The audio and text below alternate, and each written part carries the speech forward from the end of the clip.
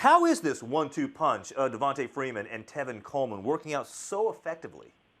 Well, I think what makes them different is that most times when you see teams that have two running backs, there is a bruiser and there's a fast guy, and you're looking at two people with varied skill sets, and when they come onto the field, defenses sort of know where the offense is leaning.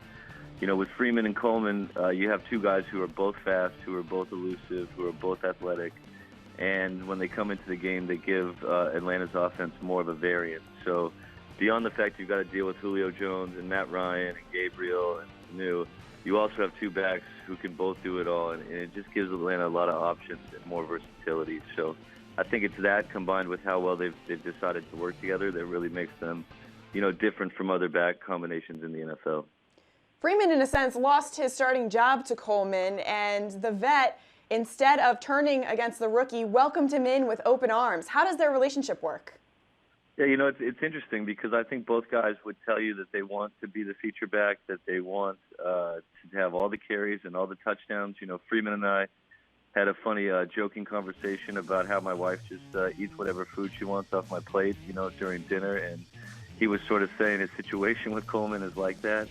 But at the same time, that they decided that they're going to be able to work together, that they don't mind as long as they're winning for at least the time being in sharing. So, I think this partnership works in part because they're both young, they're both middle-round picks.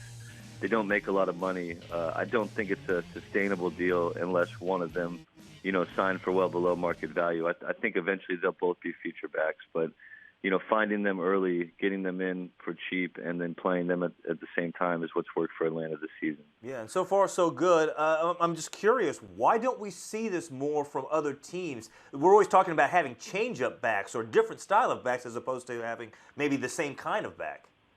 That's a great question, and I think we'll see it more now. I think part of the issue is there just aren't as many of these guys. I mean, we've seen the NFL trending for a long time toward really kind of versatile running backs. We saw, guys like Le'Veon Bell this season, David Johnson, Ezekiel Elliott, LaShawn McCoy, where, their versatility was really kind of the focal point of those teams' offenses.